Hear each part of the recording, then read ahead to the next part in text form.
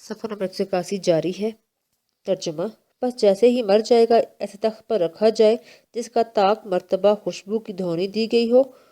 اور جیسا مناسب ہو تخت پر رکھا جائے گا زیادہ صحیح قول کے مطابق، اور اس کے شرمگاہ کو چھپا دیا جائے، پھر اس کے کپڑے اتارے جائیں گے، وضو کروایا جائے گا، مگر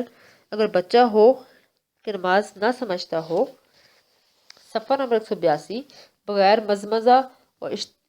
استشاق کے، اور البتہ اگر جنبی ہو۔ جنوباً وَزُبَّ عَلَيْهِ مَاءً مُغْلًا بِسِدْرٍ أَوْ هُرْزٍ وَإِلَّا فَالْكُرَاهُ وَهُوَ الْمَاءُ الْخَالِصُ وَيَغْسَلُ رَأْسَهُ وَلِحْيَتَهُ بِالْخِتْمِيِّ ثُمَّ يُسْجَعُ عَلَى يَسَارِهِ فَيُغْسَلُ حَتَّى يَصِلَ الْمَاءُ إِلَى مَا يَلِي التَّخْتَ منه ثم على يمينه كذلك ثم أجلس مسندا عليه ومسح بطنه وكيكا وما خرج منه غسله ولم يعد غسله ثم ينشف بثوب ويقبل الحنوط على لحيته ورأسه والكافور على مساجده وليس فی الغسل استعمال القطن فی الرواجت الظاہرات ولا یقص ظفرہ وشعرہ ولا یسرج شعرہ ولحیتہ والمرأة تغسل۔ ترجمہ: تو مزمزہ اور استشاق ہوگا، اور اس پر پانی بہایا جائے گا جو بیری کے پتوں یا ہرز ایک قسم کی گھاس یا جوش دیا گیا ہو، اور یہ نہ ہو تو کرہ، اور یہ سادہ پانی ہے، اور دھویا جائے گا اس کے سر اور داڑھی کو حتمی گلخیرہ سے، پھر بائیں کروٹ پر لٹایا جائے گا تو دھویا جائے گا یہاں تک کہ پانی اس حصے تک پہنچے تو تخت سے ملا ہوا ہے، پھر دائیں کروٹ پر اس طرح پھر ٹیک لگا کر بٹھایا جائے گا، اور اس کے پیٹ کو نرمی سے مل دے اور جو کچھ نکلے اسے دھو دے، اور اس غسل کا اعادہ نہیں کیا جائے گا، پھر کپڑے سے پونچھ دیا جائے گا، اور اس کے سر اور داڑھی پر حنوط خوشبو رکھا جائے گا، اور کافور سجدے میں استعمال ہونے والے اعضاء پر غسل میں روئی کا استعمال داخل نہیں ہے ظاہر روایت کے مطابق، اور اس کے ناخنوں اور بالوں کو نہیں کاٹا جائے گا، اور نہ اس کے سر اور داڑھی میں کنگھی کی جائے گی۔ عورت اپنے خاوند کو۔ صفحہ نمبر 183 زوجہا بخلافہ کا الوالد لا تغسیل سیدہا ولو ماتت امرأۃ مرجال یتیمموہا عکسہ بخرقۃ وإن وجد ذو رحم محرم یتیمم بلا خرقۃ وکذا الخنثی المشکل یمم فی ظاہر الروایت ویجوز للرجل والمرأة تغسل صبی وصبیۃ لم یشتہجا ولا باس بتقبیل المیت وعلی الرجل تجہیز امرأته ولو موسرا فی الأصح ومن لا مال له فکفنہ علی من تلزمہ نفقته وإن لم یوجد من تجب علیہ نفقته ففی بیت المال وإن لم یعط عجزا او ظلما فعلی الناس ویتصال له التجہیز من لا یقدر علیہ غیرہ وکفن الرجل سنة قمیص وإزار ولفافۃ مما یلبسہ فی حیاتہ۔ ترجمہ: اور عورت اپنے خاوند کو غسل دے سکتی ہے، نہ اس کے برعکس جسے والد اپنے آقا کو غسل نہیں دے سکتی۔ والد اپنے آقا کو غسل نہیں دے سکتی، اور اگر عورت مردوں کے ہمراہ مر جائے تو تیمم کرا دیں اس کو جیسے اس کے برعکس ایک کپڑے کے ذریعے، اور اگر ذو رحم محرم موجود ہوں تو بغیر کپڑے کے تیمم کرایا جائے گا، اور اس طرح خنثی مشکل کو بھی تیمم کرایا جائے گا ظاہر روایت کے مطابق، اور جائز ہے مرد اور عورت کے لیے کہ ایسے لڑکے اور لڑکی کو غسل دیں جو شہوت کی عمر کو نہ پہنچے ہوں، اور میت کو بوسہ دینے میں کوئی حرج نہیں، اور مرد پر اس کی عورت کا کفن دفن ہے، اگرچہ تنگ دست ہو زیادہ صحیح قول کے مطابق، اور جس کے پاس کوئی مال نہ ہو تو اس کا کفن اس شخص پر ہے جس پر اس کا نفقہ لازم ہوتا ہو، اور اگر ایسا کوئی نہ ہو جس پر اس کا نفقہ واجب ہوتا ہو تو بیت المال میں سے ہے، پس اگر بیت المال بوجہ عجز یا ظلم کے نہ دے تو پھر لوگوں پر ہے، اور دوسرے لوگوں سے سوال جائز ہے کہ کرے ایسا شخص جو خود تجہیز پر قادر نہ ہو، اور مرد کا اور مسنون کفن قمیض ہے اور آزاد تہبند ہے اور لفافہ ہے ان کپڑوں میں سے جو وہ دوران حیات پہنا کرتا تھا۔ صفحہ نمبر 184۔ وَكِفَايَةً إِزَارٌ وَلِفَافَةٌ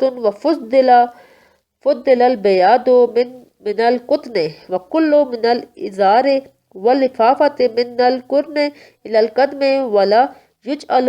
لِقَمِيصِهِ كُمٌّ وَلَا دِخْرِيزٌ وَلَا حَبِيبٌ وَلَا تُكَفُّ إِطْرَافُهُ تَكْرَهُ الْأَمَامَةُ فِي الْأَصَاحِ وَلُفَّ مِنْ سَجَارِهِ ثُمَّ جَمِينِهِ وَقِدَ إِنْ خِيفَ انتشارُهُ وَتَزَادُ الْمَرْأَةُ فِي السُّنَّةِ خِمَارًا لِوَجْهِهَا وَخِرْقَةً لِرَبْطِ سَجْيَهَا وفي الكفاية خمارا ويجعل شعرها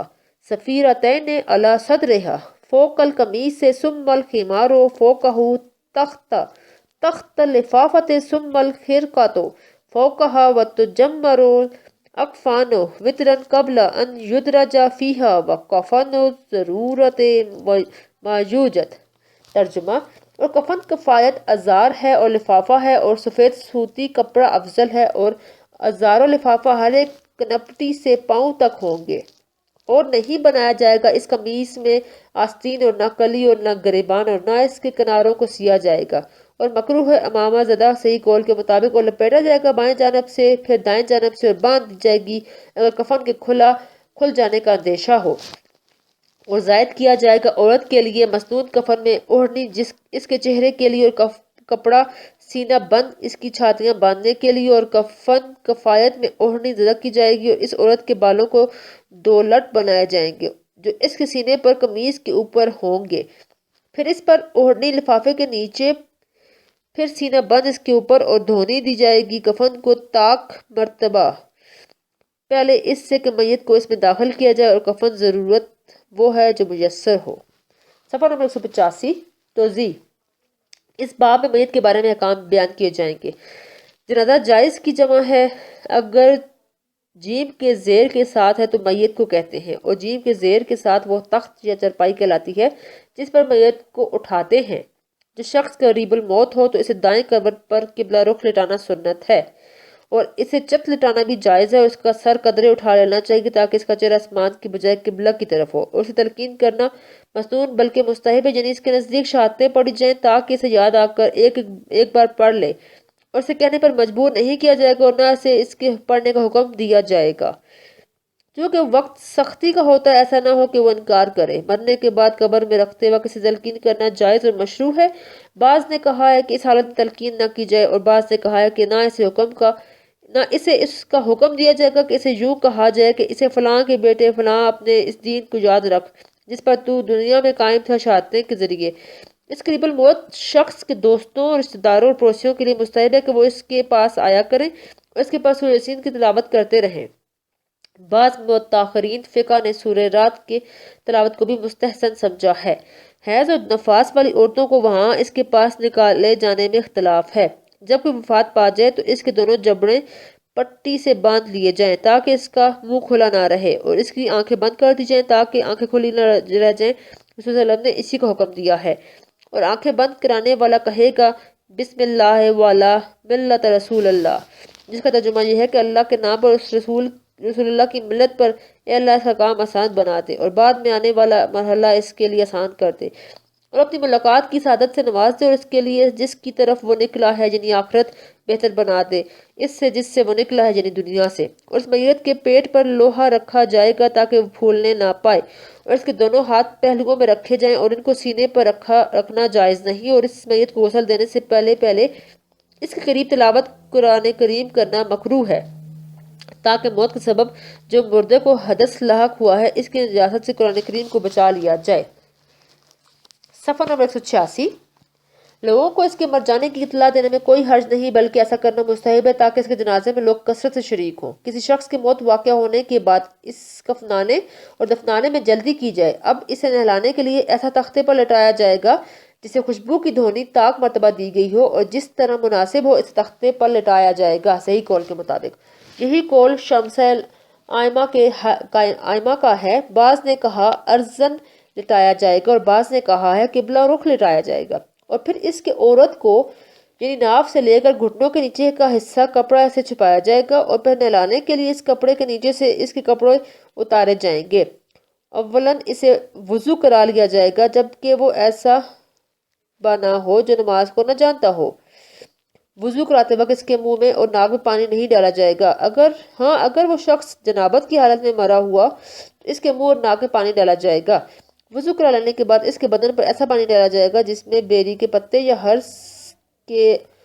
को जोश दिया गया हो ताकि इसके बदन खूब साफ हो जाए, वरना फिर खालिस पानी से नहलाया जाएगा। हर्स एक किस्म की घास है। इसके सर के बाल और दाढ़ी के बाल गुलखतमी से धुलाए जाएंगे और अगर इसके सर और दाढ़ी के बाल ना हो तो फिर इस तकल्लुफ की जरूरत नहीं। इसके बाद फिर इस मुर्दा को बाएं करवट पर लेटाया जाएगा और इसके दाएं जानब को धोया जाएगा क्योंकि दाएं जानब से इब्तिदा करना सुन्नत है, यहाँ तक कि पानी इसके इस जानब तक पहुंचे जो तख्त के साथ लगा हुआ है। फिर दाएं करवट पर लेटाना जाएगा और इस तरह इसको नहलाया जाएगा। फिर इस मुर्दे को टेक लगाकर बिठलाया जाएगा और इसके पीठ को आहिस्ता आहिस्ता मल लिया जाएगा ताकि इसके पेट से फजलात खारिज हो जाएं। अगर इसके पेट से फजला वगैरह निकला तो वो सिर्फ इस जगह को धोया जाएगा, न उसे दोबारा गुस्ल दिया जाएगा और न दोबारा वजू कराया जाएगा। फिर इसके बदन को कपड़े से पोंछ दिया जाएगा और इसके सर और दाढ़ी पर खुशबू मल ली जाएगी और इसके सजदे में काम आने वाले अजाब पर कफूर लगाया जाएगा। और जाहिर रवायात के मुताबिक नहलाने में रुई के इस्तेमाल की जरूरत नहीं, लेकिन जेली ने लिखा है कि बदन के सुराखों में रुई रखने में कोई हर्ज नहीं। ना इसके नाखून काटे जाएंगे और ना इसके बाल तराशे जाएंगे और ना इसके सर के बालों में और दाढ़ी में कंघी की जाएगी। बीवी अपने शोहर को नहला सकती है क्योंकि वो अभी इद्दत गुजरने तक इसके अकद निकाह में है, और मर्द अपने बीवी को वफात के बाद नहला नहीं सकता क्योंकि अब इनका रिश्ता अकद निकाह खत्म हो गया। जैसे उम्मे वल्द लोंडी अपने आका को नहीं नहला सकती बल्कि कपड़ा लपेट कर इसे तयम्मुम कराएगी। अगर औरत दूसरे मर्दों के हमरा मर गई और कोई दूसरी औरत इसको गुस्ल देने वाली मौजूद ना हो तो वो इसे तयम्मुम कराएंगे। जिस तरह कोई मर्द अगर औरतों के हमरा मर जाए और कोई मर्द गुस्ल देने वाला ना हो तो वो औरतें इसे तयम्मुम कराएंगी कपड़े के साथ, यानी कपड़ा हाथ से लपेट कर तयम्मुम कराएंगी ताकि इसके जिस्म को हाथ ना लगे। सफ़ा नंबर 187। अगर कोई महरम रिश्तेदार मौजूद हो तो वो बगैर कपड़ा हाथ से लपेटे तयम्मुम करा लेगा और इसी तरह हंसा मुश्किल को भी तयम्मुम कराया जाएगा। ज़ाहिर रवायत के मुताबिक हंसा मुश्किल वो शख्स जिसके पेशाब के दोनों रास्ते खुले हों और दोनों से पेशाब आता हो जिसकी वजह से ये शनाख्त नहीं हो सकता कि ये मर्द है या औरत। अगर मुर्दा बच्चा या बच्ची हो और वो मुश्तहा ना हो, यानी जिसको देखने वाले की शहवाती जज्बात ना उभरते हों, तो इसे मर्द भी नहला सकता है और औरत भी। मुर्दा को बोसा देना मोहब्बत से हो या एहतराम से जायज़ है। मर्द के ज़िम्मे सही कौल के मुताबिक लाजिम है कि वो अपनी बीवी की कफनाने दफनाने का इंतज़ाम करे अगर जो वो तंग दस्त हो। अगर कोई मर जाए और उसने कुछ भी माल ना छोड़ा हो कि इससे कफनाने और दफनाने का इंतज़ाम किया जाए तो इसके कफनाने दफनाने का खर्च इस शख्स पर लाजिम आता है जिस पर इसका नफ़का लाजिम होता हो। अगर कोई ऐसा शख्स मौजूद ना हो जिस पर इसका नफ़का लाजिम होता हो तो इसके कफनाने दफनाने का खर्च बैतुल माल से अदा किया जाएगा, और वो भी बैतुल माल के इस शोबा से जिसमें लावारिस मुर्दों का माल जमा किया जाता है। और अगर बैतुल माल के इस शोबे में माल ना हो या वो ज़ल्मन देना ना चाहें तो फिर लोगों पर लाजिम है कि इसके दफनाने के लिए लोगों से चंदा मांगे, और वो भी ऐसा शख्स लोगों से मांगेगा जो खुद इसके दफनाने कफनाने के खर्च करने पर कुदरत ना रखता हो। मर्द मुर्दे के लिए मसनून कफन 3 कपड़े हैं। नंबर 1 कमीज जो गर्दन से लेकर कदमों तक हो जिसमें आस्तीनें वगैरह ना हो। नंबर 2 आजार तहबंद जो सर से लेकर कदमों तक हो। नंबर 3 लिफाफा वो चादर जो सर से कुछ ज्यादा हो और कदमों की तरफ से भी ज्यादा हो, इसमें लपेट कर सर के ऊपर से भी और कदमों के नीचे से भी बांधा जाए, और इसका कफन इस कपड़े से तैयार कराया जाएगा जो वो जिंदगी में आम तौर पर जुम्मा और ईदीन के मौके पर पहनता था, क्योंकि रसूलुल्लाह सल्लल्लाहु अलैहि वसल्लम का इरशाद है कि अपने मुर्दों के कफनों को खूबसूरत बनाया करो क्योंकि जब वो मुर्दे आपस में मिलते हैं। सफ़ा नंबर 188। جب وہ مردے آپس میں ملتے ہیں تو وہ اپنے عمدہ کفنوں پر فخر کرتے ہیں اور اس بارے میں زیادہ غلو سے کام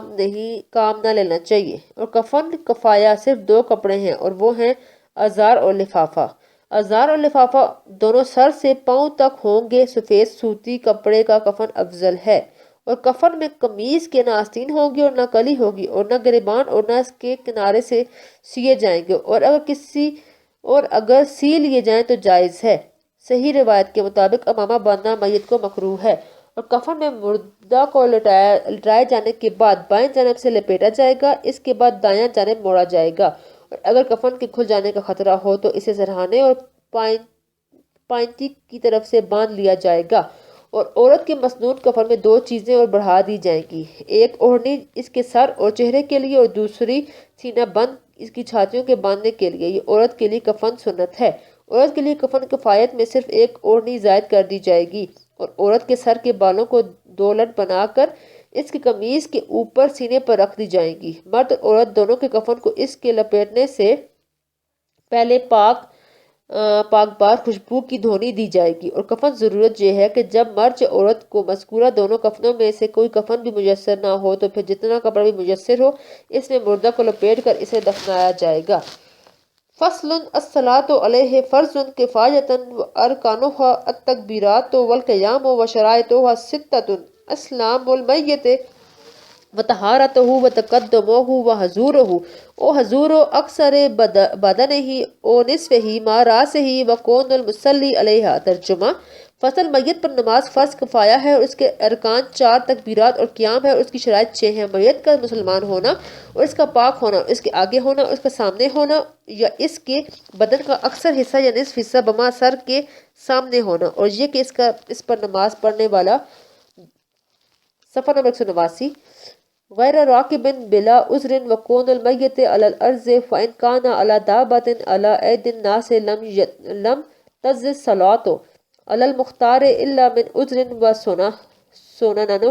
وسننها اربع قیام الامام بحذاء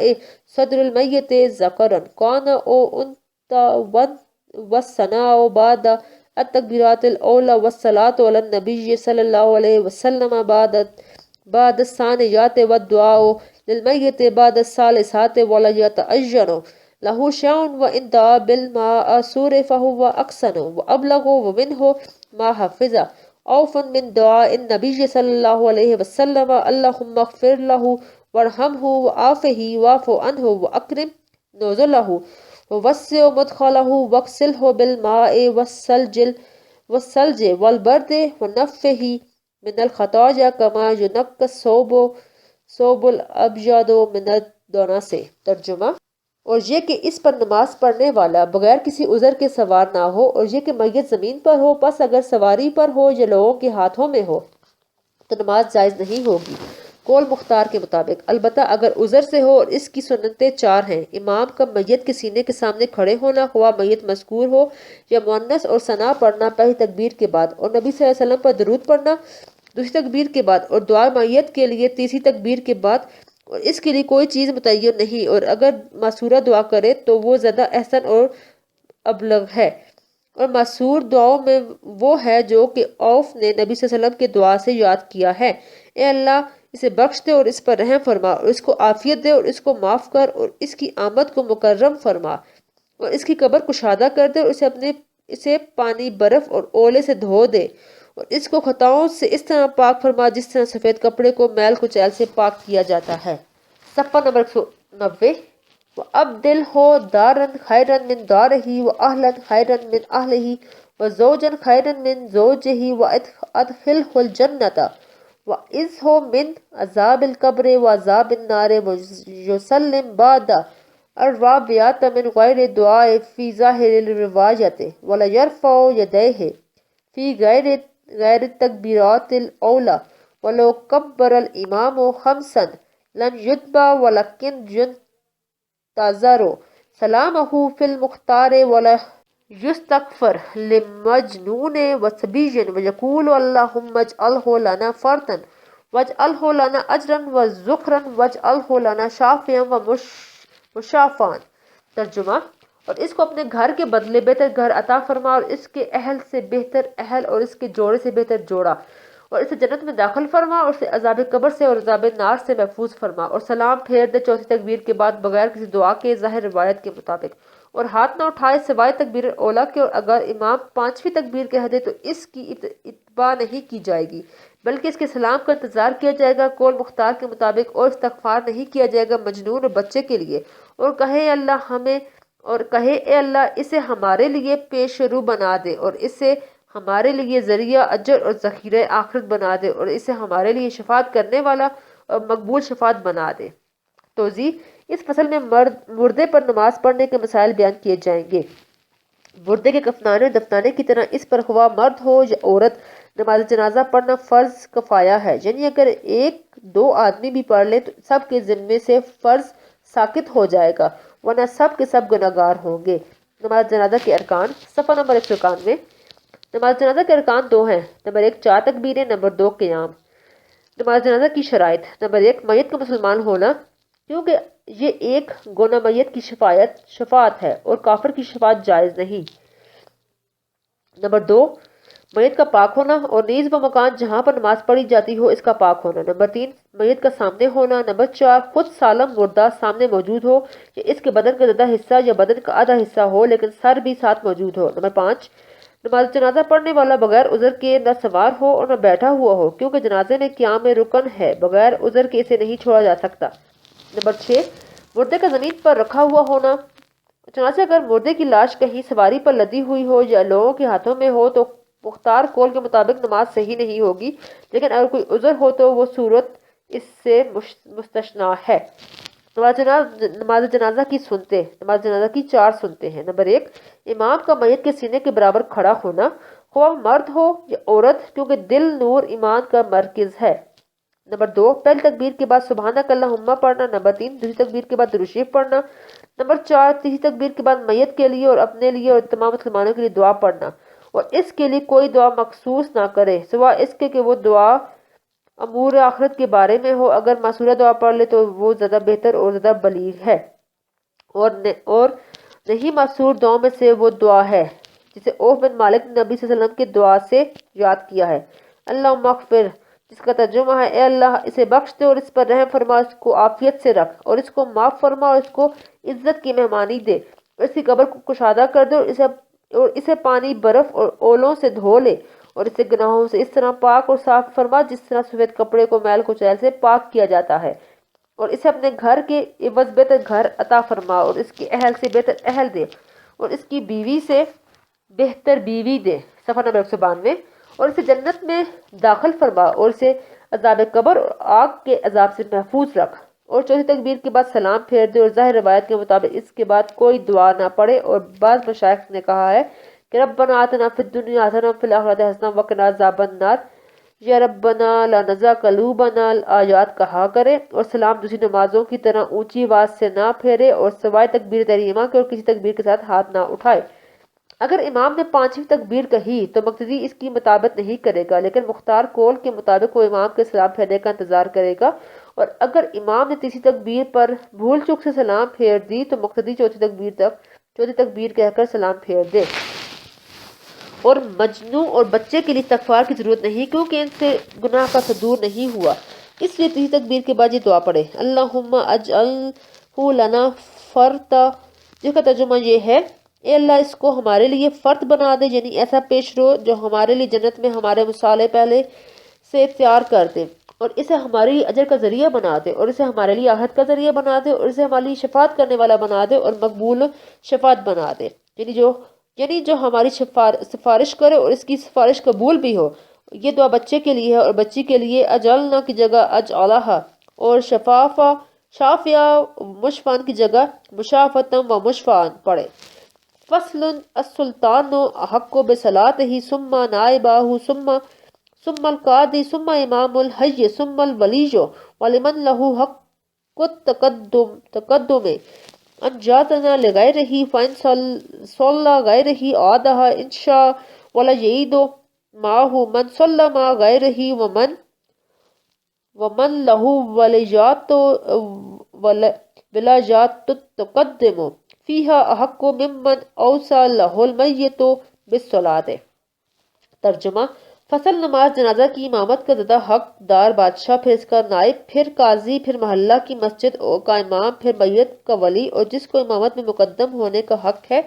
درست ہے اس کے لیے کہ وہ اپنے علاوہ کسی اور کو اجازت دے، اور اگر کوئی نماز پڑھا دے تو اس کو دو دہرائے اگر چاہے، اور اس کے ساتھ نہ دہرائیں وہ لوگ جو دوسرے کے ساتھ پڑھ چکے ہیں، اور وہ شخص جس کو امامت کے لیے حق تقدم حاصل ہے زیادہ حقدار ہے اس شخص سے جس کے لیے میت نے وصیت کی ہو نماز کی۔ صفحہ نمبر 193۔ علیہ علی المفتى به وان دفن بلا صلاة صلی علی قبره وان لم یغسل ما لم يتفسق واذا اجتمعت الجنائز فلا افراد بالصلاة لكل منها اولى ويقدم الافضل والافضل وان اجتمعان وصلي عليها مرة جعلها صفا طويلا مما يلي القبلة بحيث يكون صدر كل قدام الإمام وراء الترتيب فيجعل الرجال مما يلي الإمام ثم السبان بعدهم ثم الخناس ثم النساء ولو دفنوا بقبر واحد وضعوا على عكسه هذا ولا يقتدي بالإمام من وجده بين تكبيرتين بل ينتظر تكبير الإمام ويدخل معه ويواقع في دعائه ثم يقضي ما فاته قبل رفع الجنازة۔ ترجمہ: مفتی بقول کے مطابق اگر میت کو دفن کر دیا گیا بغیر نماز پڑھے نماز پڑھی جائے گی اس کی قبر پر اگرچہ غسل نہ دیا گیا ہو جب تک زن غالب کے مطابق پھٹ نہ جائے، اور جب اکٹھے ہو گئے کئی جنازے تو ہر ایک پر اکیلے نماز پڑھنا زیادہ بہتر ہے، اور دینی لحاظ سے افضل کو مقدم کیا جائے گا، اس کے بعد دوسرے کو، اور اگر کئی جنازے اکٹھے ہو گئے اور ان پر ایک ہی بار نماز پڑھی جائے تو قبلہ کی طرف ایک لمبی صف کی صورت میں اس طرح رکھے جائیں کہ ہر ایک کا سینہ امام کے سامنے رہے، اور ترتیب کی رعایت کی جائے تو امام کے متصل مرد رکھے جائیں، پھر بچے، ان کے بعد پھر مخنث، پھر عورتیں، اور اگر ایک ہی قبر میں دفن کیے جائیں تو ذکر کرو ترتیب کے برعکس رکھے جائیں گے، اور وہ شخص امام کی اقتداء نہ کرے جو اس کو دو تکبیروں کے درمیان پالے، بلکہ انتظار کرے امام کے تکبیر کا، پھر اس کے ساتھ نماز میں شامل ہو اور دعا میں اس کی موافقت کرے، پھر قضا پڑھے جتنا اس سے فوت ہو چکا ہے جنازہ اٹھنے سے پہلے۔ صفحہ نمبر 194۔ لا ينظر تکبیر الامام من حضر تحریماتہ ومن حضر بعد تکبیرات الرابعات قبل السلام فاتته الصلاة في الصحيح وتكره الصلاة عليه في مسجد الجماعة وهو فيه او خارجات وبعض الناس في المسجد على المختار ومن استحل سمي وغسل وصلي عليه وإن لم يستحل غسل وصل في المختار وأدرج في خرفة ودفن ولم يصلى عليه كسبيج مع أحد أبويه إلا أن يسلم أحدهما أو هو أو لم يصب أحدهما معه وإن كان لكافر قريب مسلم غسله كغسل خرقات نجسات۔ ترجمہ: اور امام کی دوسری تکبیر کا انتظار نہیں کرے گا وہ شخص جو تکبیر تحریمہ کے وقت حاضر ہو، اور جو شخص چوتھی تکبیر کے بعد سلام سے پہلے موجود ہوا اس سے نماز فوت ہو گئی صحیح قول کے مطابق، اور مکروہ میت پر نماز ایسی مسجد میں جس میں جماعت ہوتی ہو اور وہ میت مسجد میں ہو یا باہر ہو، اور بعض لوگ مسجد میں ہو قول مختار کے مطابق، اور جو بچہ چلایا پیدائش کے وقت اور مر گیا اس کا نام رکھا جائے گا اور غسل دیا جائے گا اور اس پر نماز پڑھی جائے گی، اور اگر نہ چلایا ہو تو غسل دیا جائے گا قول مختار کے مطابق، ایک کپڑے میں لپیٹا جائے گا اور دفن کیا جائے گا، اور اس پر نماز نہیں پڑھی جائے گی جیسے وہ بچہ جو والدین میں سے کسی ایک کے ساتھ دارالحرب سے قید کیا گیا ہو، البتہ اگر والدین میں سے کوئی ایک مسلمان ہو جائے یا وہ خود یا والدین میں سے کوئی ایک بھی اس کے ساتھ قید نہ کیا گیا ہو تو نماز پڑھی جائے گی، اور اگر کسی کافر میت کا کوئی مسلمان عزیز ہو تو اس کو غسل دے ناپاک کپڑے کے دھونے کی طرح۔ صفحہ نمبر 195۔ وَقَفَّنَهُ فِي خِرْقَةٍ وَأَلْقَاهُ فِي خُفْرَةٍ أَوْ دَفَعَهُ إِلَى أَهْلِ ملته ولا يصلى على باغ وقاطع طريق قتل في حالة محاربات وقاتل بالخنق غيلة ومكابر في المصر ليلا بالسلاح ومقتول عصبية وإن غسلوا وقاتل نفسه يقتل ويصلي عليه لا على قاتل أحد ابویہ عمدن۔ ترجمہ، اور اس کو ایک کپڑے میں لپیٹنے اور اس کو ایک گھڑے میں ڈال دے، اس کو اپنے اہل مذہب کے سپرد کر دے، اور نماز نہیں پڑھی جائے گی باغی پر، اس ڈاکو پر جو حالت جنگ میں قتل کیا جائے اور پوشیدہ طور پر لوگوں کو گلا گھونٹ کر قتل کرنے والے پر، اور شہر میں رات کے وقت ہتھیار کے ساتھ ڈاکہ ڈالنے والے پر، اور عصبیت میں جنگ کرتے ہوئے قتل ہونے والے پر، اگرچہ ان کو غسل دیا جائے گا، اور اپنے آپ کو قتل کرنے والے کو غسل دیا جائے گا، اور اس پر نماز پڑھی جائے گی، نہ والدین میں سے کسی ایک کو قصداً قتل کرنے والے پر۔ توضیح: اس فصل میں میت پر نماز پڑھانے سے زیادہ مستحب افراد وغیرہ کے بارے میں مسائل بیان کیے جائیں گے۔ مردے پر نماز جنازہ پڑھانے کا سب سے زیادہ حقدار بادشاہ وقت ہے۔ اگر وہ موجود ہو تو وہ پڑھائے گا، اور اگر وہ نہ ہو تو پھر نائب سلطان پڑھائے گا، اور اگر وہ بھی موجود نہ ہو تو پھر قاضی پڑھائے گا، اور اگر وہ بھی موجود نہ ہو تو محلے کا امام پڑھائے، کیونکہ زندگی میں وہ اس کی امامت پر راضی تھا، ورنہ پھر اس میت کا ولی پڑھائے۔ اور جو کوئی نماز پڑھانے کا حقدار ہو وہ اپنی جگہ کسی اور کو اجازت دے دے تو درست ہے، کیونکہ اس شخص نے اپنا حق چھوڑ دیا۔ اگر ان میں سے کسی اور نے بغیر حقدار کی اجازت کے نماز جنازہ پڑھائی تو وہ حقدار اگر چاہے اس کا اعادہ کر سکتا ہے، اور اس شخص کے ساتھ وہ لوگ جو دوسرے کے ساتھ پڑھ چکے ہیں نماز نہ دہرائیں، کیونکہ نفلی طور پر نماز جنازہ پڑھانا ناجائز ہے۔ اور اگر میت نے کسی شخص کے لیے نماز جنازہ پڑھانے کی وصیت کی ہو اور اس وقت اس سے زیادہ حقدار موجود ہوں تو جس شخص کے لیے مردے نے وصیت کی ہو تو اس کی بنسبت وہ دوسرا شخص نماز جنازہ پڑھانے کا زیادہ حقدار ہے۔ یہی قول مفتی ہے اور مولانا سعد التشہید اس کے قائل ہیں۔ صفحہ نمبر 196۔ اگر کسی شخص کو بغیر نماز جنازہ پڑھائے دفنا دیا گیا تو غالب گمان کے مطابق جب تک اس کا بدن پھٹ نہ گیا ہو اس پر نماز جنازہ پڑھی جائے گی، اگرچہ اسے نہلایا نہ گیا ہو۔ اور اگر بیک وقت کئی ایک جنازے اکٹھے ہو گئے تو ہر ایک پر الگ الگ نماز جنازہ پڑھانا بہتر ہے۔ دین کے لحاظ سے جو شخص بہتر ہو اس کا پہلے جنازہ پڑھایا جائے گا، اس کے بعد درجہ بدرجہ اوروں کا۔ اور اگر کئی ایک جنازے بیک وقت اکٹھے ہوئے اور ان پر ایک ساتھ نماز جنازہ پڑھی جاتی ہو تو ان سب کو امام کے سامنے قبلے کی طرف لمبی صف کی صورت میں اس طرح رکھا جائے گا کہ ہر مردے کا سینہ امام کے سامنے آ جائے، اور اس میں بھی ترتیب کی رعایت کی جائے، اور وہ یوں کہ امام کے نزدیک مرد مردے رکھے جائیں، پھر بچے، پھر اس کے بعد خنسا جو نہ مرد ہو نہ عورتیں، پھر عورتیں۔ اور اگر کئی مردے ایک ہی اجتماعی قبر میں دفنائے جائیں تو ترتیب سابقہ ترتیب کے برعکس ہوگی، یعنی قبلے کی طرف پہلے مرد اور اس کے بعد بچے، پھر خنسا، پھر عورتیں۔ اور اگر سب مرد ہوں تو قبلہ کی طرف سب میں دینی لحاظ سے افضل، پھر اس کے بعد درجہ بدرجہ۔ جب کوئی شخص نماز جنازہ میں دو تکبیروں کے درمیان شریک ہو جائے تو وہ اس طرح شریک نماز نہیں ہوگا،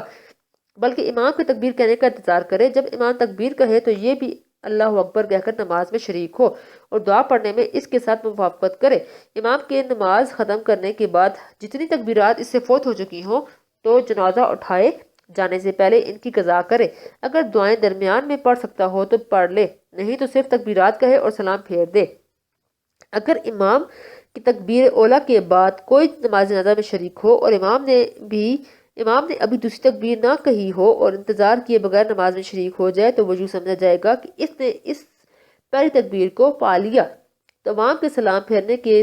ساتھ وہ بھی سلام پھیر دے۔ جو شخص چوتھی تکبیر کے بعد نماز جنازہ میں شریک ہوا اور امام نے ابھی تک سلام نہیں پھیرا تو اس کی نماز جنازہ فوت ہو گئی۔ صحیح روایت کے مطابق جنازہ گاہ کی بجائے مسجدوں میں نماز جنازہ پڑھنا، خواہ مرد اور امام اور کچھ لوگ مسجد سے باہر ہوں اور کچھ مسجد کے اندر ہوں یا اس کے برعکس ہوں، مختار قول کے مطابق ایسا کرنا مکروہ ہے۔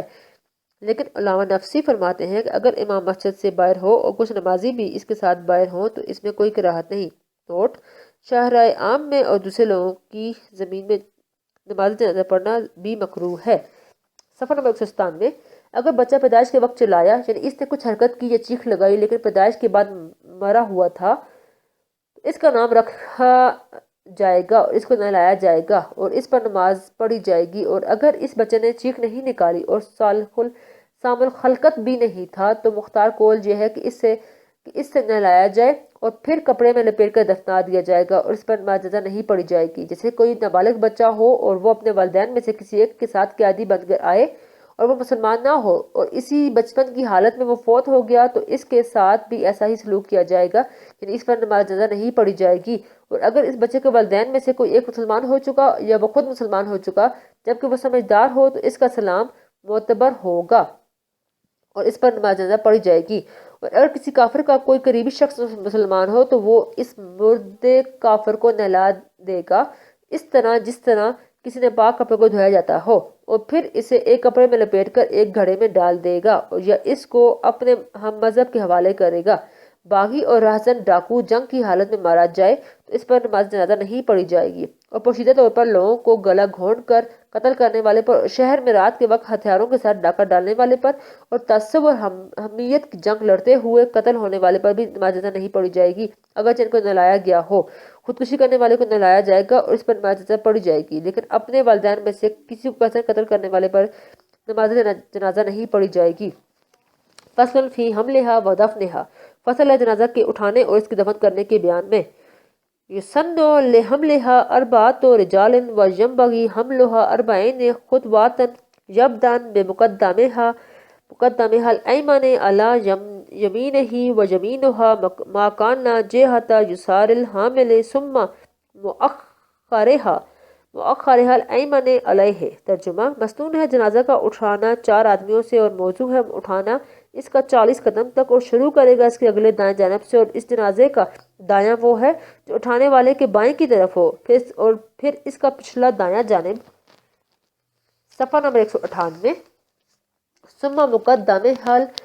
الایسر علی یسارہ ثم یختم الایسر علیہ ویستحب الاسراء بها بلا خبب وهو ما یودی الی اضراب المیت والمشء خلفها افضل من المشي امامها كفضل صلاة الفرض على النفل ویکرہ رفع الصوت بالذکر والجلوس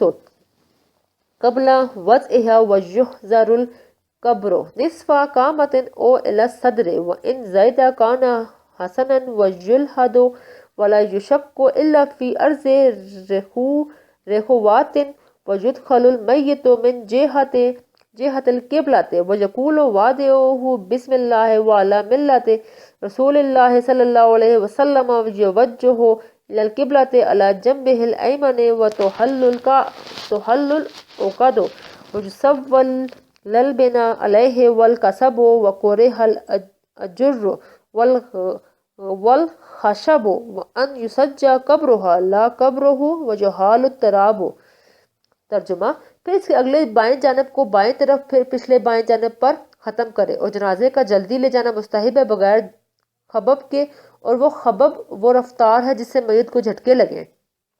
اور جنازے کے پیچھے چلنا افضل ہے جنازے کے آگے چلنے سے، جیسے کہ فرض نماز کی فضیلت ہے نفل نماز پر، اور مکروہ ہے بلند آواز سے ذکر کرنا جنازہ لے جاتے ہوئے اور بیٹھنا جنازے رکھے جانے سے پہلے۔ اور قبر کھودی جائے گی نصف قد کے بقدر سینے تک، اور اگر زدہ ہو جائے تو اچھا ہے، اور لحد بغلی قبر بنایا جائے، شک نہ بنایا جائے، البتہ اگر زمین نرم ہو، اور میت کو قبلہ کی جانب سے رکھا جائے گا اور رکھنے والے پر کہے گا بسم اللہ وعلی ملت رسول اللہ صلی اللہ علیہ وسلم، اور دائیں کروٹ پر میت کو قبلہ رخ کیا جائے گا، اور کفن کی گرہوں کو کھول دیا جائے گا، اور کچی اینٹ اور بانس برابر کیے جائیں، اور مکروہ ہے پکی اینٹیں اور لکڑی اور پردہ کیا جائے گا عورت کی قبر پر نہ کہ مرد کی قبر پر، اور مٹی ڈالی جائے گی۔ صفحہ نمبر 199۔ یسنم القبر ولا یراب ویحرم البناء علیہ للزینۃ ویکرہ للاحکام بعد الدفن ولا باس بالکتابۃ علیہ لئلا یذهب الاثر ولا یمتحن ویکرہ الدفن فی البیوت لاختصاصہ بالانبیاء علیہم الصلاۃ والسلام ویکرہ الدفن فی الفساق ولا باس بدفن اکثر من واحد فی قبر للضرورۃ ویحجز بین کل اثنین بالتراب ومن مات فی سفینۃ وکان البر بعیدا وخیف الضرر غسل وکفن وصلی علیہ والقی فی البحر ویستحب الدفن فی محل ماتا بہی او قتلا فین نقلا قبل الدفن قدر میل او میلین لا باسا بہی وقورے ہو نقل ہو اکثر من ہو ولا یزوج نقل ہو بعد دفن ہی بالاجماع الا ان تقول۔ ترجمہ: قبر کو کوہان نما بنایا جائے گا، نہ مربع شکل میں، اور حرام ہے زینت کے لیے تعمیر قبر پر، اور مکروہ ہے مضبوطی اور استحکام کی خاطر بھی دفن کے بعد، اور کوئی حرج نہیں اس قبر پر کچھ لکھنے میں تاکہ اس کا نشان نہ مٹے اور وہ روندی نہ جائے، اور مکروہ ہے دفن کرنا گھروں میں بوجہ خصوصیت کے انبیاء علیہ السلام کے، اور مکروہ ہے دفن کرنا فساقی بند کمرہ نما جگہ میں، اور کوئی حرج نہیں ایک قبر میں ایک زدہ مردے دفن کرنے میں بوجہ ضرورت، اور ہر دو کے درمیان مٹی عاجز کر دی جائے، اور جو کوئی مر گیا کشتی میں اور خشکی دور ہو اور میت کو ضرر کا اندیشہ ہو تو اسے غسل دیا جائے اور کفن دیا جائے اور اس پر نماز پڑھی جائے اور سمندر میں ڈال دیا جائے، اور مستحب ہے دفن کرنا اسی جگہ گاؤں یا شہر میں جہاں فوت ہوا یا قتل کیا گیا ہو، پس اگر دفن سے قبل 1 میل یا 2 میل منتقل کر دیا جائے تو کوئی حرج نہیں، اور اس سے زیادہ فاصلے پر منتقل کرنا مکروہ ہے، اور دفن کرنے کے بعد میت کو منتقل کرنا بالاجماع جائز نہیں، البتہ اگر وہ زمین۔ صفحہ نمبر 200۔ الارض مغصوبات اخذت بالشفعۃ وان دفن فی قبر حفر لغیرہ ضامن قیمت الحفر ولا یخرج منہ وینبش لمتاع سقط فیہ ولکفن مغصوب ومال مع المیت ولا ینبش بوضعہ لغیر القبلۃ او علی یسارہ واللہ اعلم۔ ترجمہ: دفن کرنے کے بعد میت کا منتقل کرنا بالاجماع جائز نہیں، البتہ اگر وہ زمین غصب شدہ ہو یا شفع کے ذریعے لی گئی ہو تو جائز ہے، اور اگر کسی قبر میں دفن کیا گیا ہو جو دوسرے کے لیے کھود دی گئی تھی تو اجرت کھدائی کا زمان لازم ہوگا اور میت کو نکالا نہیں جائے گا اور کھول لی جائے گی قبر اس نے گرے ہوئے سامان کی خاطر اور غصب شدہ کفن کی وجہ سے، اور میت کے ساتھ دفن شدہ مال کے لیے، اور نہیں کھولی جائے گی میت کو قبلہ رخ نہ رکھنے کی وجہ سے یا بائیں کروٹ پر رکھنے کی وجہ سے، اور اللہ زیادہ جاننے والا ہے۔ توضیح: اس فصل میں مردے کو اٹھا کر لے جانے اور دفنانے کے بارے میں احکام بیان کیے جائیں گے۔ جنازے کو اٹھانے کے لیے مسنون طریقہ یہ ہے کہ 4 آدمی اسے اٹھائیں، اور چاہیے کہ ہر شخص اسے 40 قدموں تک لے جائے، اور وضو کہ اس کی ابتدا اس کے اگلے دائیں جانب سے کریں، اور اس جنازے کا دایاں جانب وہ ہے جو اٹھانے والے شخص کی بائیں طرف ہو، اور پھر اس کا پچھلا دایاں جانب، پھر اس کے اگلے بائیں جانب کو بائیں طرف، پھر پچھلے بائیں جانب پر ختم کرے۔ مردے کو جلدی تیز لے جانا مستحب ہے، لیکن بغیر حبب کی، یعنی اس قدر جلدی بھی نہیں کہ مردے کو جھٹکے لگیں۔ جنازے کے پیچھے پیچھے چلنا اس سے آگے چلنے سے اتنا ہی بہتر ہے کہ جتنا فرض نماز پڑھنا نفل نماز پڑھنے سے بہتر ہے، اور جنازہ لے جاتے وقت بلند آواز سے ذکر کرنا مکروہ ہے، اور اسی طرح جنازے کو زمین پر رکھنے سے پہلے لوگوں کا بیٹھ جانا مکروہ ہے، اور قبر آدمی کی آدھے دھڑ تک یا سینے تک کھود دی جائے گی، اور اگر اس سے زیادہ گہری کھود دی جائے تو بہتر ہے۔ قبر میں لحد بنایا جائے گا، اس میں شک نہ بنایا جائے گا، اور ہاں اگر زمین نرم ہو تو پھر شک بنایا جائے، لحد نہیں، کیونکہ پھر قبر کے بیٹھ جانے کا خطرہ ہوگا۔ صفحہ نمبر 201۔ نوٹ: لحد قبر میں قبلے کی جانب میت کے لیے ایک گھڑا کھود دینا جس میں میت کو رکھا جائے لحد کہلاتا ہے۔ شک: قبر کے درمیان میں میت کے لیے جگہ بنائی جائے تو اسے شک کہتے ہیں، جس میں اسے رکھ کر اس کے اوپر دیواروں پر پتھر وغیرہ رکھ کر قبر کو بند کیا جائے گا، اور دفنانے کے وقت میت کو قبلہ کی طرف سے قبر میں اتارا جائے گا، اور مردے کو قبر میں رکھنے والا کہے گا بسم اللہ وعلیہ ملت رسول اللہ صلی اللہ علیہ وسلم، اور مردے کے دائیں جانب پر اس کا چہرہ قبلہ رخ کر دیا جائے گا، اور کفن کو جو گرہ لگائے گئے ہوں وہ کھول دیے جائیں گے، اور لحد پر کچی اینٹیں لگا دی جائیں گی، اور مستحب ہے بانس کا لگا دینا، اور پکی اینٹوں کا لکڑی کا لگا دینا مکروہ ہے، اور عورت کو قبر پر پردہ کیا جانا مستحب ہے لحد میں اینٹیں لگانے تک اس کے پردے کی خاطر، اور جب لحد میں اینٹیں لگا دی جائیں پھر پردہ کرنے کی ضرورت نہیں، اور مرد کے قبر پر پردہ نہیں کیا جائے گا۔ اس کے بعد اس پر مٹی ڈالی جائے گی، پھر ہاتھوں سے یا بیلچہ وغیرہ سے، اور مستحب ہے کہ سر کے جانب سے 3 بار مٹی قبر میں ڈالی جائے، پہلی بار مٹی ڈالتے وقت منہا خلقن کم، دوسری بار مٹی ڈالتے وقت وفیہا نعیدکم، اور تیسری بار ومنہا نخرجکم تازتا آخرہ پڑھنا جائیے، اور قبر کو ہاند کی طرح بنایا جائے گا اور اسے چوکور شکل میں نہیں دیا جائے گا، اور قبر کی رہائش کے لیے اس پر تعمیر کرنا حرام ہے، اور دفنانے کے بعد اس کی پختگی کے لیے تعمیر کرنا مکروہ ہے، اور اس قبر پر کچھ لکھنے میں کوئی حرج نہیں تاکہ اس کا نام و نشان نہ مٹے اور وہ روندے نہ جائیں۔ مردوں کو اپنے گھروں میں نہیں دفنائیں گے، کیونکہ یہ خصوصیت ہے انبیاء علیہ السلام کی، اور مردوں کو بند کر کمرہ نما جگہوں میں دفنانا بھی مکروہ ہے۔ ضرورت کے وقت ایک قبر میں کئی مردوں کو ایک ساتھ دفن کرنے میں کوئی حرج نہیں، لیکن ہر دو مردوں کے درمیان مٹی ڈالی جائے گی۔ اس طرح کرنے کا بعض غزوات میں رسول صلی اللہ علیہ وسلم نے حکم دیا ہے۔ نوٹ: اگر پرانی قبر کھود دی جائے اور اس میں مردہ گل کر مٹی بن گیا ہو تو کسی دوسری میت کو اس جگہ دفنانے میں کوئی حرج نہیں، البتہ پہلے مردے کی ہڈیوں کے ساتھ نہیں چھڑا جائے گا۔ صفحہ نمبر 202۔ اگر کوئی شخص چلتی کشتی میں سمندر میں فوت ہو گیا اور خشکی ابھی دور ہو اور میت کو ضرر کا اندیشہ ہو تو اسے نلا دلا کر اور کفنانے کے بعد سمندر میں پھینک دیا جائے۔ جو کوئی بھی جہاں کہیں وفات پا جائے یا قتل کیا جائے تو اسی شہر یا گاؤں میں دفنانا مستحب ہے، اور اگر 2 میل کے فاصلے پر دفنانے سے پہلے اسے لے جایا جائے تو اس میں کوئی حرج نہیں، اور اس معمولی مقدار سے زیادہ دور لے جانا مکروہ ہے۔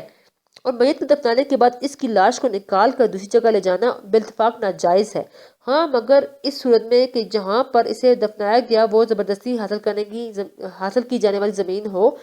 اگر اس زمین کا مالک اس کے لے جانے کے لیے کہے تو مجبوراً لے جانا پڑے گا،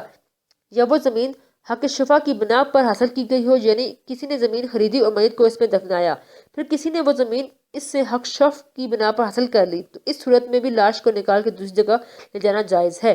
اور اگر کسی مردے کو ایسے قبر میں دفنا دیا گیا تو دوسرے کے لیے کھدوائی گئی تھی تو وہ اس قبر کی کھدائی کا ضامن ہوگا، جو اس کے ترکہ میں سے لیا جائے گا، اور میت کو وہاں سے نہیں نکالا جائے گا۔ اگر میت کو دفناتے وقت قبر میں موجود لوگوں میں سے کسی کا مال گر گیا ہو، یا اس مردے کو زبردستی حاصل کیے ہوئے کفن میں دفنایا گیا ہو، یا اس مردے کے ساتھ مال قبر میں پڑا ہوا ہو، تو ان سب صورتوں میں میت کی قبر کو کھول کر اس مال کے نکالنے کی اجازت ہے۔ اور اگر میت کو قبلہ رخ نہ کیا گیا ہو یا اسے بائیں قبر پر لٹایا گیا ہو تو ان صورتوں میں اس قبر کو دوبارہ نہیں کھولا جائے گا۔ فصل فی زیارت القبور، فصل ہے قبروں کی زیارت کے بیان میں۔ ندب زیارتها للرجال والنساء على الأصح ويستحب قراءة ياسين لما ورد أنه من دخل المقابر وقرأ ياسين خفف الله عنهم يومئذ وكان له بعدد ما فيها حسنات، ولا يكره الجلوس للقراءة على القبر في المختار، وكره القعود على القبور لغير قراءة ووطئها والنموم وقضاء الحاجات علیہا وقلع الحشیش والشجر من المقبرة ولا باس بقلع الجابس منہما۔ ترجمہ: مستحب ہے زیارت کرنا قبروں کا مردوں اور عورتوں کے لیے۔ زیادہ صحیح قول کے مطابق مستحب ہے سورہ یاسین کا پڑھنا بوجہ اس حدیث شریف کے کہ جو شخص قبرستان داخل ہوا اور سورہ یاسین پڑھی تخفیف فرما دیتا ہے، اللہ ان سے اس دن عذاب میں اور اس تلاوت کرنے والے کے لیے دفن شدہ مردوں کہ بقدر نیکیاں ملتی ہیں۔ اور مکروہ نہیں ہے بیٹھنا قبر پر تلاوت کے لیے قول مختار کے مطابق، اور بغیر تلاوت قبروں پر بیٹھنا مکروہ ہے۔ اور روندنا قبروں کا اور سونا اور رفع حاجت کرنا اس پر اور گھاس کا اکھاڑنا اور درخت کا قبرستان میں سے مکروہ ہے، اور خشک گھاس اور درخت کے اکھاڑنے میں کوئی حرج نہیں۔ صفحہ نمبر 203۔ توضیح: اس فصل میں قبروں کی زیارت کرنے کے مسائل بیان کیے جائیں گے۔ مردوں اور عورتوں سب کے لیے مقبرے کو جانا مستحب ہے صحیح قول کے مطابق، لیکن یہ خیال رکھے کہ جاتے وقت دوسرے قبروں کو رونا نہ پڑے اور دوسرے مفسدات اور محرمات کا خدشہ نہ ہو۔ قبر پر حاضری دینے والے کے لیے مستحب ہے کہ وہ وہاں پر سورہ یاسین شریف پڑھے، کیونکہ حضرت انس سے منقول ہے کہ رسول صلی اللہ علیہ وسلم سے منقول ہے کہ جو شخص مقبرہ جائے اور وہاں پر سورہ یاسین پڑھے اور اس کا ثواب مردوں کو بخش دے تو اس کی برکت سے اللہ تعالیٰ ان سے اس دن کے عذاب میں تخفیف کر دے گا اور عذاب ان سے اٹھا لے گا، اور پڑھنے والے کے لیے اس مقبرے میں جو موجود مردوں کے برابر نیکیاں ملیں گی۔ قبر کے پاس تلاوت کرنے کے لیے بیٹھنا مکروہ نہیں، تاکہ پڑھنے والا اطمینان اور تدبر کے ساتھ تلاوت کر سکے، اور قبروں کو پاؤں کے نیچے روننا یعنی ان پر سے اس طرح چلنا کہ قبروں پر قدم رکھ کر چلے تو ایسا کرنا مکروہ ہے۔ قبروں پر سونا بھی مکروہ ہے۔ قبروں پر قضاء حاجت کرنا یا پیشاب کرنا مکروہ تحریمی ہے۔ مقبرہ میں سے سبز گھاس کا اکھیڑنا اور اس طرح مقبرے میں سے سرسبز درخت کا کاٹنا بھی مکروہ ہے، کیونکہ جب تک وہ سرسبز ہو تو اللہ تعالیٰ کی تسبیح بیان کرتا ہے تو مردہ اس سے انس لیتا ہے اور ان کے لیے ذکر الہی کی وجہ سے رحمت خدا بندی ان پر برستی ہے۔ خشک گھاس کے اکھاڑنے اور سوکھی درخت کے کاٹنے میں کوئی حرج نہیں۔ صفحہ نمبر 204۔ باب الاحکام احکام شہید، باب شہید کے احکام کے بیان میں۔ الشہید المقتول میت بأجلہ عندنا اہل السنت والشہید من قتلہ اہل الحرب او اہل البغی او قطع طریق او اللصوص فی منظرہ لیلا ولو بمسکل او وجد فی المعرکات وبہ اثر او قتلہ مسلم ظلما عمدا بمحدد وكان مسلما بالغا خالجا عن حیز ونفاس وجنابت ولم يرتص بعد انقضاء الحرب فيكفن بدمه وثيابه ويصلى عليه بلا غسل وينزع عنه ما ليس صالحا للكفن كالفرو والحشو والسلاح والزرع ويزاد وينقص في ثيابه وقرہ نزع جمیعها ویغسل۔ ترجمہ: شہید مقتول اپنے اجل وقت معین پر ہی وفات پاتا ہے۔ ہمارے اہل سنت کے نزدیک اور شہید وہ ہے جس کو قتل کیا گیا ہو اہل حرب نے یا باغیوں نے یا ڈاکوؤں نے یا چوروں نے رات کو اپنے گھر میں اگرچہ بھاری غیر دھاردار چیز سے ہو یا مارکہ میدان کارزار میں پایا جائے اور اس پر اثر زخم وغیرہ ہو یا اس کو کسی مسلمان نے ظلماً قصداً دھاردار آلے کے ذریعے قتل کیا ہو اور تھا یہ مقتول مسلمان بالغ حیض و نفاس اور جنابت سے خالی اور لڑائی ختم ہونے کے بعد پرانا نہ ہوا ہو، بس اس کو کفن دیا جائے گا اس کے خون اور اس کے کپڑوں سمیت اور اس پر نماز پڑھی جائے گی بغیر غسل دیے اور اتارے جائیں گے اس سے وہ چیزیں جو کفن کے لیے موزوں نہ ہو جیسے پوستین اور روئی دار کپڑے اور اسلحہ اور زرہ، اور اس کے کپڑوں میں کمی و بیشی کی جائے گی اور سارے کپڑوں کا اتارنا مکروہ ہے، غسل دیا جائے گا۔ صفحہ نمبر 205۔ ان قتل سبیجن او مجنونن او حائزن او نفسا او جنبن او رتس بعد انقضاء الحرب بان اقل او شرب او نام او تداوى او مدى وقت الصلاة وهو ياكل او نقل من المعركات لا لخوف وطئ الخيل او اوسا او باء او اشترى او تكلم بكلام كثير وان وجد ما ذكر قبل انقضاء الحرب لا يكون مرتسا ويغسل من قتل في المصر ولم يعلم انه قتل بمحدد ظلما او قتل بحد او قود ويصلى عليه۔ ترجمہ: اگر قتل ہوا بچہ یا مجنون یا حیض والی عورت یا نفاس والی عورت یا جنب یا پرانا پڑ گیا ہو اختتام جنگ کے بعد، اور پرانا پڑنا یہ ہے کہ کچھ کھا لیا یا پی لیا یا سو گیا یا علاج کیا یا ایک نماز کا وقت گزر جائے اور وہ ہوش میں ہو یا منتقل کیا جائے میدان کارزار سے بغیر گھوڑوں کے روندے جانے کے خوف کے، یا وصیت کی یا فروخت کی یا خریدی کوئی چیز یا بہت زیادہ بات چیت کی ہو، اور اگر مذکورہ باتیں اختتام جنگ سے قبل پائی جائیں تو وہ مرتس یعنی پرانا نہیں ہوگا، اور غسل دیا جائے گا اس شخص کو جو قتل کیا جائے شہر میں اور یہ معلوم نہ ہو کہ وہ ظلماً دھاردار آلت سے قتل کیا گیا ہے یا حد میں سزا یا قصاص میں قتل کیا گیا ہے، اور اس پر نماز پڑھی جائے گی۔ توضیح: اس باب میں تشہید کے بارے میں احکام بیان کیے جائیں گے۔ جو شخص مارا جائے خواہ جس سبب سے ہو وہ اپنے اجل مقرر پر وفات پاتا ہے ہمارے یعنی اہل سنت والجماعت کے نزدیک۔ شہید شرعاً وہ کہلاتا ہے جس کو اہل حرب نے یا باغیوں یا راہزنوں نے یا چوروں نے رات کے وقت اپنے گھر کے اندر مارا ہو، اگرچہ کسی بھاری اور وزن دار چیز سے ہو اور دھاردار آلہ نہ ہو، یا وہ شخص میدان کارزار میں پایا جائے اور اس پر زخم وغیرہ کے اثرات ہوں، یا اس سے کسی مسلمان سے ظلماً دھار والے آلے کے ذریعے قتل کیا ہو اور یہ مقتول مسلمان ہو، بالغ ہو، حیض نفاس اور جنابت سے پاک ہو اور لڑائی۔ صفحہ نمبر 206۔ لڑائی ختم ہونے کے بعد اس نے اپنی زندگی سے کچھ دنیوی فائدہ نہ اٹھایا ہو، مثلا نہ کچھ کھایا نہ پیا اور نہ علاج کیا اور نہ خرید و فروخت کیا ہو اور نہ کسی قسم کی وصیت کی ہو، اور زخمی ہونے کے بعد اس پر کسی فرض نماز کا وقت نہ گزرا ہو جس کی وجہ سے اس پر فرض نماز واجب ہو جائے، اور نہ بہت زیادہ باتیں کی ہو، تو ایسے مردے کو اسی طرح خون آلودہ کپڑوں سمیت بغیر نہلائے دھلائے نماز جنازہ پر پڑھ کر دفن کر دیا جائے گا، اور اگر اس کے بدن پر کپڑے کفن کی مقدار سے زائد ہو، مثلا پوستین روئی سے پر کیا ہو کپڑا ذرہ وغیرہ، تو وہ اس سے اتار دیے جائیں گے، اور اگر اس کے بدن پر کپڑے کفن کی مقدار سے کم ہو تو اس کے پہنے ہوئے کپڑوں پر کفن کی خاطر اور کپڑے ادا کیے جائیں گے۔ شہید کے سارے کپڑوں کا اتارنا مکروہ ہے، اس کے بدن پر خون آلودہ کچھ کپڑوں کو چھوڑنا چاہیے تاکہ شہادت کے آثار باقی رہیں، اور اگر وہ مقتول بچہ ہو یا پاگل ہو یا حائضہ اور نفسا عورت ہو یا حالت جنابت میں ہو یا جنگ کے اختتام کے بعد اس نے اپنی زندگی سے کچھ دینوی فائدہ اٹھایا ہو، مثلا کچھ کھایا پیا ہو یا سو گیا ہو یا علاج معالجہ کیا ہو یا ہوش میں ہوتے ہوئے اس پر ایک نماز کا وقت گزر گیا ہو، یا اسے میدان کارزار سے زندہ ہونے کی حالت میں تیمارداری کی خاطر لے جایا گیا ہو، گھوڑوں اور جانوروں کے ٹاپوں کے نیچے اوندے جانے کے خطرے سے نہیں، یا اس نے دنوی امور یا اخروی امور کی وصیت کی ہو، یا اس نے کوئی چیز خریدی یا بیچی ہو، یا زیادہ باتیں کی ہوں، تو یہ مرتس شمار ہوگا۔ ایسے شخص کو غسل دیا جائے گا اور کفنایا جائے گا، اور اگر مذکورہ باتیں اس میں اختتام جنگ سے پہلے پائی جائیں تو وہ مرتس شمار نہ ہوگا بلکہ حقیقی شہید کہلائے گا۔ اور جو شخص شہر میں مارا گیا اور اس کے بارے میں یہ معلوم نہ ہو کہ اسے ظلماً دھاردار آلے سے مارا گیا ہے یا سزا یاب ہو کر حد میں یا قصاص میں مارا گیا ہے، تو اسے نہلایا جائے گا اور اس پر نماز پڑھی جائے گی۔ نوٹ: شہید کا لفظ شہادت یا شہود سے لیا گیا ہے۔ اس کے معنی مشہود کے ہیں، اس کے واسطے جنت کی شہادت دی گئی ہے، اور اس کے معنی شاہد دیکھنے والے کے ہیں، کیونکہ یہ شخص بھی اس کے خون کے قطرے کا زمین پر پہنچنے سے پہلے جنت میں اپنا مقام دیکھ لیتا ہے، اس لیے اس کو شہید کہتے ہیں۔ اس کی دو قسمیں ہیں، حقیقی اور حکمی۔ صفحہ نمبر 7۔ جو شخص حقیقی شہید ہوتا ہے اس کو نہلایا نہیں جائے گا بلکہ اپنے خون آلود کپڑوں میں دفن کیا جائے گا۔ اگر اس کے کپڑے